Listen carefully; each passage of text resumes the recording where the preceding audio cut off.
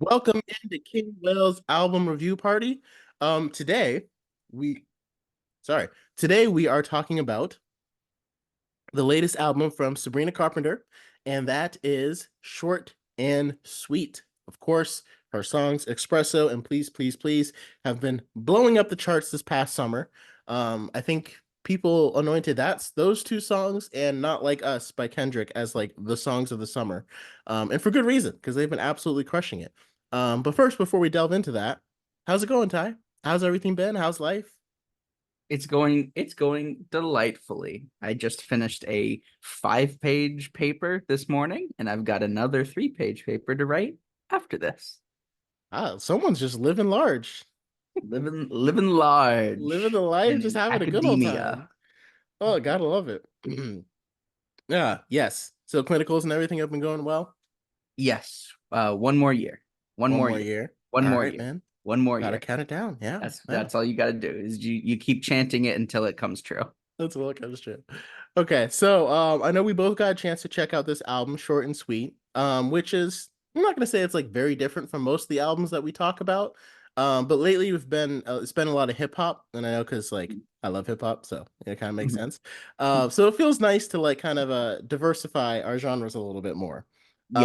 Um, so what were your do you have any high points from Short and Sweet, or what were your initial thoughts just after that first listen? So so I going into this album, I was wanting to hear from a couple of things because this isn't her debut, but this Mm, is definitely the first album she's released after she has picked up such incredible I can't success. even think of the right word, but like Success. popular Yeah, success. Yeah, popularity. Yeah, yeah. because she's been making music Hmm. for years and years, but this is the first time that like people who weren't plugged into her music beforehand are hearing about it. Like this is now she's where like she just hosted or not hosted, she just performed a major set at the VMAs. Um Mm-hmm. and like people like my mom now know about Sabrina Carpenter. And so my biggest thing was seeing, okay, how does that translate? How do the singles translate to the feel of the album? Is this Hmm. going to feel like a one hit wonder kind of track where she gets the spark and then it fades? It doesn't feel like that, but let's see what else she has to offer. And then on that initial listen, I was very happy to hear that it feels like she captured a lot of that success throughout. There's Hmm. definitely there's definitely things that I don't think for me work on the album. But when it does work, it's incredibly catchy. That was like the problem with Espresso is I really liked the song, but I liked it too much, and it became an earworm that it's embedded itself in my head In my for head, yeah. for weeks at a time. And there's a Accurate. couple other songs on here that do the exact same thing that weren't even singles that I'm like, okay, she's just really great at making these incredibly catchy, like, Hmm. just really good songs Yeah, that dig its way into your head. I couldn't agree more. And like, I wouldn't necessarily call myself like a big fan of Sabrina Carpenter. Hmm. But like I knew about her before this recent blow up that she's had. Hmm. Um, excuse me. Because she had, and I think it's like for any artist, if you've known Sabrina Carpenter and her music, it's a really cool story to follow because she's been doing this for 10 years and she came up in the social media era. And now it can kind of feel like as an artist in social media, it's like if you don't like your shot is only gonna come after you blow up. Like you gotta have that one song or that one TikTok or something that goes viral, and then you blow up, and then you'll be next thing you know releasing songs with Taylor Swift and Post Malone. Like it's kind of like Right. a there's only one way to do it. You just have to blow up.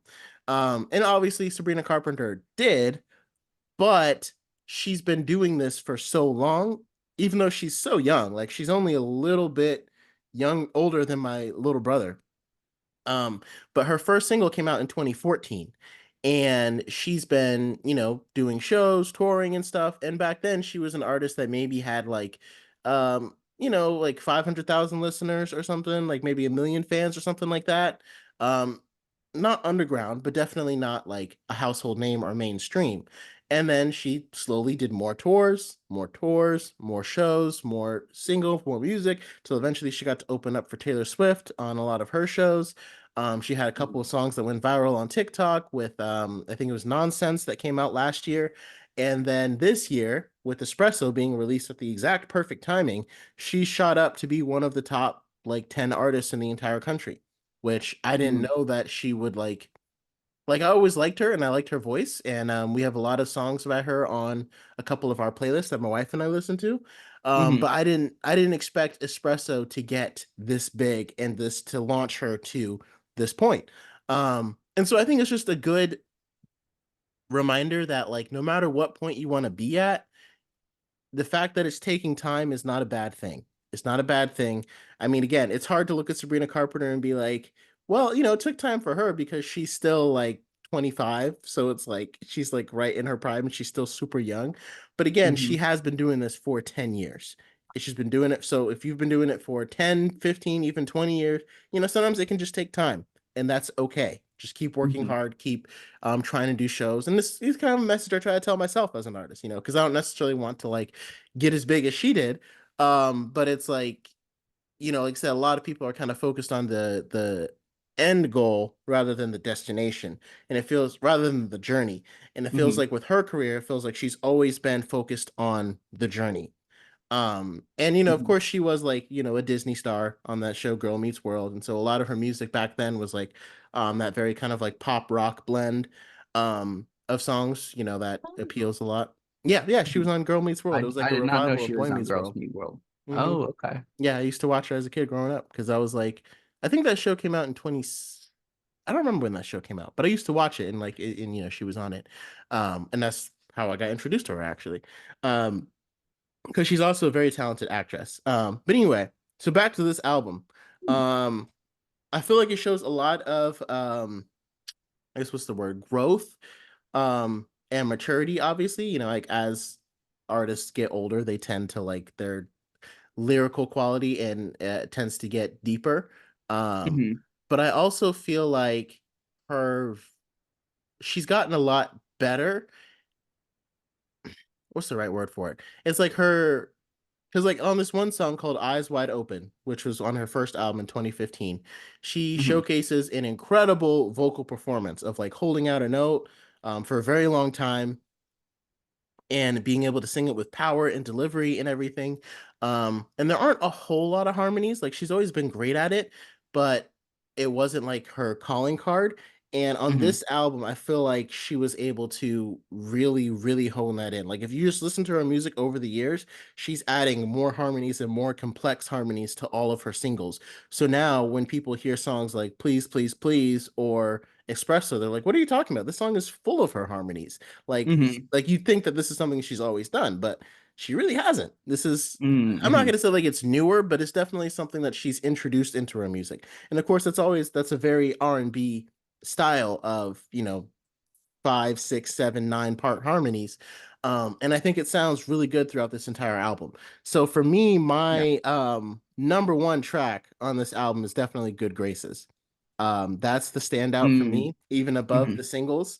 I Yeah. think Taste is a really good way to get into the album. It Yeah. really sets the Really tone for strong the entire opener. project. Yeah, yeah. I think Good Graces could have been successful as a single, but I think it's good that she released it not as a single and just left it as a third song in the album, because Good Graces, like it was that perfect time where that was a song that made me like, okay, I'm gonna finish this whole thing. And like that's the kind of song Mhm. that you need because like again, Taste introduces you to the album. Please, Please, Please gives you a song that you've already heard. You're like, okay, I know this song, like I've listened to it, now I'm going through the album. So you're familiar with it. And then like usually it's like the third or fourth song is where someone decides if they're going to finish this album or not. If someone's listening to your album, the third or fourth song has got to hook them. And Good Mhm. Graces, it was like, I'm going to finish this entire album, whether I end up liking all of it or not, because this song itself is just so good and catchy. And like, Right. it was such like a throwback R&B, but still with modernized production. Um, and it worked. It worked extremely well. Like I said, it's one of my favorites on the album. Looks like Julia Michaels helped write that one. which is not surprising. Um, and so yeah, and then my second favorite one is probably Juno, Hmm. just because it felt very cute to me. I saw that movie Juno as a kid, and so it's like it kind of felt like that's the kind of movie that like we're not exactly in the same generation, but like she was Hmm. born 99, I was born 97, so like we both saw Juno when we were around the same age, and Hmm. so it kind of felt like interesting looking back at that movie that we probably saw as kids and thinking Hmm. about it as adults. You know what I mean? Because Hmm. like again, it came out in '07. We were like 10, maybe 8. And so like I Hmm. saw it back then, but like now it's like kind of refreshing the idea of it as an adult. And it's just cool. So Right. yeah, very solid. Like I said, Good Graces and Juno are my top picks on this entire album. I think Good Graces is definitely up there. It's definitely one of my faves, but I think Bedchem for me outstretches it just a little bit because I Hmm. think it's like the perfect like romantic song. Like Yeah. it's so catchy. I think it's the catchiest song on this album, Oh yeah. personally. It's the biggest earworm for me. I was never a big fan of Please, Please, Please.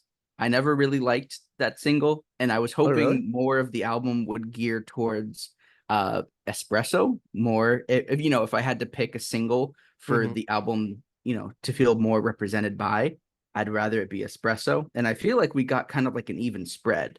But Hmm. on those little more slower emotional tracks, I really like her vocal range on Dumb and Poetic.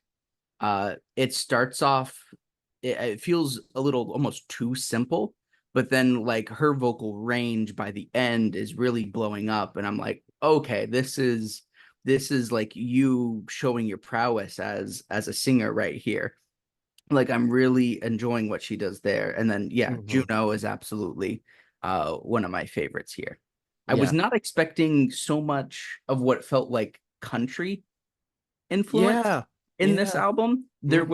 I was expecting, again, kind of like Espresso, more of like an 80s synth Yeah. like pop from it, especially considering the album cover feels very reminiscent of like, I don't know, like a Kate Bush, or like those singer-songwriters of like the 70s, 80s, 90s. I Hmm. was expecting the album itself to feel more like that. And I think I wonder, my my small conspiracy theory is I think it may have to do with a Taylor Swift kind of influence on other singer-songwriters coming up, Hmm. because she had that, especially earlier on in her career, she had that blend of country and pop. And I feel like if that's going to influence anything, not just like her selling out arenas, but I think that style, um this is like an example of how that style has kind of influenced pop to come up, of blending the singer-songwriter pop with the country influence. And it's not that it like didn't work, it just caught me by surprise. Yeah. And I think if you like again, Sabrina Carpenter has always had a wide range of genres that she sang in. Mhm. Um, So like knowing her music, because I knew some of her music, I wasn't as surprised because this feels like kind of her roots. I think by like Espresso and Please Please Please introduced her to the world, and it kind of seemed like it introduced her as like a disco artist almost because again, that's what those two songs are their biggest songs that she's been known for. And so you listen to this album and you kind of get more of a full range of what she can do and what she sings. And like I Mhm. said, if you had heard of her before this, it's not as surprising. Like I'm kind of uh I'm more surprised just in how country it is, I guess. Like that it was that like some of them feel like straight up country songs rather than just like country influence. Um Mhm. Mhm. because like I feel like Taylor Swift she'll still have like a couple of country songs on like her albums. But she's like kind of delved like kind of when she merged like pop and country, it feels like she just ends up in folk, where that's just kind of where like any of those slower songs that don't aren't really like electronically produced heavily. They just kind of Hmm. end up feeling more folky than they necessarily do country. Hmm. But with Sabrina Carpenter, like obviously, a lot of fans of Taylor Swift will probably like Sabrina Carpenter. But like I couldn't hear like when you think of Espresso, I couldn't hear Taylor Swift releasing a song like Espresso. Like I'm sure that Hmm. she could and has the vocal talent to do it. I just would never expect her to release something that feels and sounds like that. Like that, Such like right? a disco, like 80s kind of same thing with Please, Please, Please. Like I'm sure she could do it. I just couldn't see it happening as like that would be like her style. So I think Yeah. that's part of it. And I think we were kind of expecting it to feel like Espresso the album, like how Bruno Hmm. Mars released Uptown Funk, that was his biggest single, and then he released a whole album basically that was like Uptown Funk the album. The Like album, it right? was pretty much just it. And so I think I don't know. Like maybe I would have wanted to hear that a little bit more with Espresso, but I also think like Espresso and Good Graces are two completely different, like they live in completely different areas. Like if this entire album was like a disco album based upon Espresso, like very similar to that, I don't think Good Graces would have fit because it's far more R&B, even just like the synth production and everything.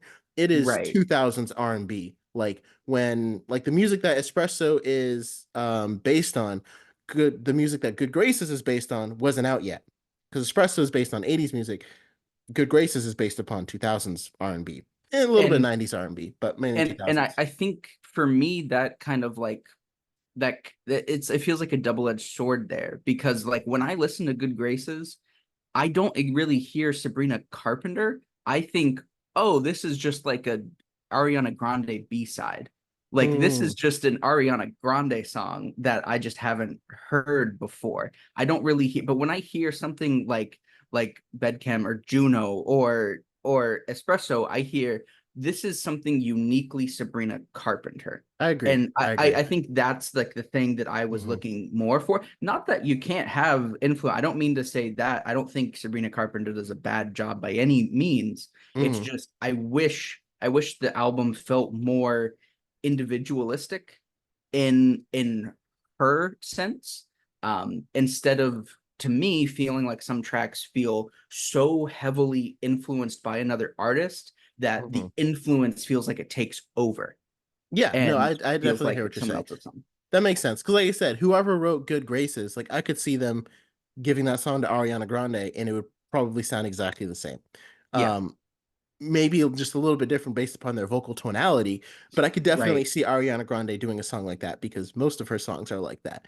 right. But I still couldn't really see even Ariana Grande doing a song like Espresso. That No, feels like that's Sabrina Carpenter's kind of lane. And like, I can't really think of, I mean, I'm sure there's someone I could think of if I really thought about it, but I probably couldn't think of somebody who could do something like, um, Espresso right now who any female vocalist I couldn't really think of somebody who would release something in that style.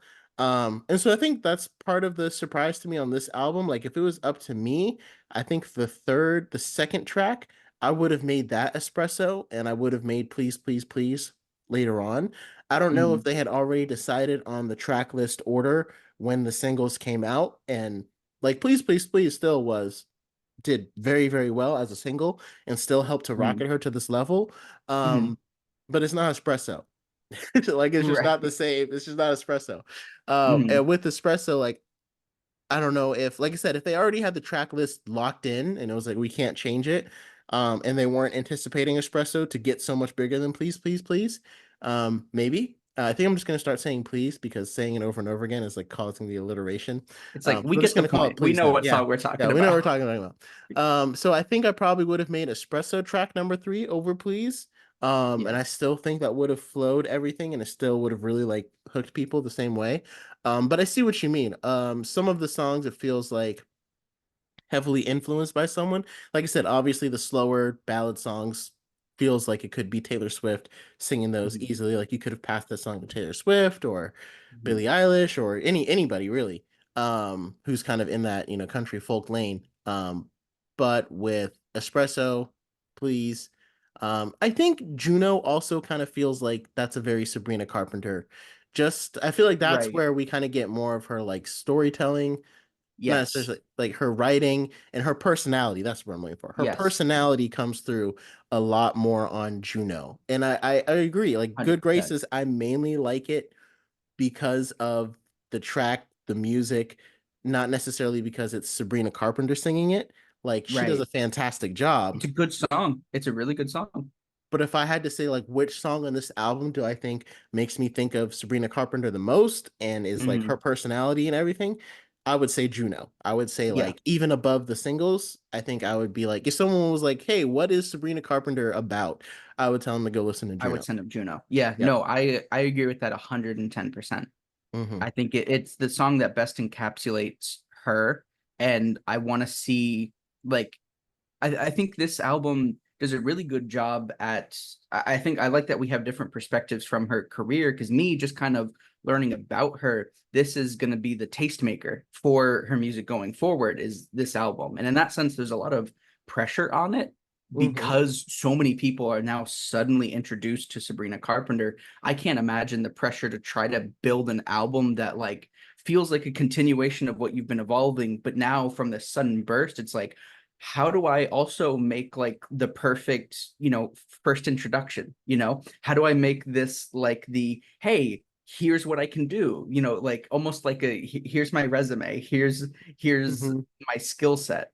And so I would love to see her delve into the Juno side uh going forward. But I think from like the sense of introducing people to her style. I think she's got me excited for whatever she does next, and she's got me Hmm. interested in looking back at what she's done before. I think the biggest question I had going forward is she going to be a one-hit wonder? I flatly think absolutely not. I think she has too much power, and she's got too much skill and dedication to this craft to be a one-hit wonder. Hmm.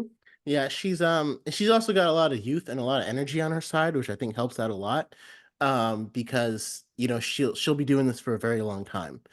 Mhm. And I think it's so funny because again, like you said, this album kind of introduced her to the world as one of the top artists. And when you have an album like that, sometimes you don't want to focus on just one style because it's like this entire album, like I want like you're trying to draw in as many people as possible. So you show like a whole range of styles of things that you can do. And it's like, but at the same time, she's been releasing music for like 10 years. So it's like, like if I was at this point 10 years into my career, I probably would want to release an album that kind of focused on one genre so I could really hone it in and be like, okay, this is my R&B album or like this is my jazz album or this is my hip hop album. But it's Mhm. like for most people, a lot of them don't know um her that much. So like Mhm. I kind of see like wanting to make a wide range of styles on this project. And then, like I said, maybe on the next one, be like, okay, now that I've got like such an audience, I can do my country album or do my R&B album or just do my disco album or something like that. So Yeah. yeah, I think it is really exciting to see what she's going to do in the future. Like I said, I've already been following her and now I have even more reason to continue doing so.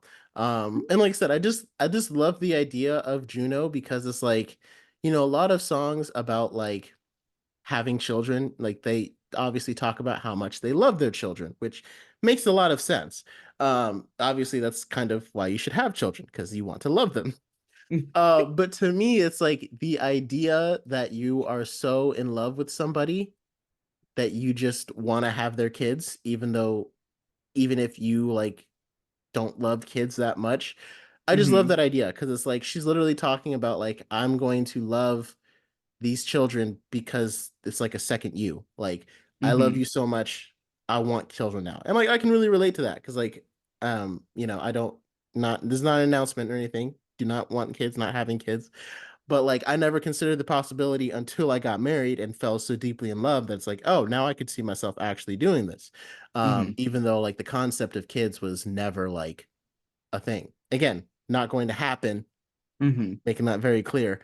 But You get I can you understand get it. it. You I can relate understand to it. this specific song and the Yeah. sentiment behind it from Yeah. your own experience. And it's like it's just adorable. I think that's just the best way to describe it. So yeah. So you heard it here Um first, folks. King Whale's having a Prince no. Whale. Now I just might, just because I didn't realize how catchy that might be. Prince Man, or Princess Whale? Come King and on. Prince Whale on tour or Princess Whale on tour. Oh man, that is a stadium filler right If there. your kid was a musician, What do you mean if? absolutely, that's true.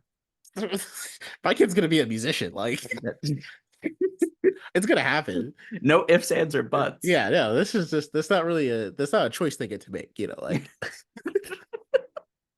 They are learning to again. play the saxophone by age 3.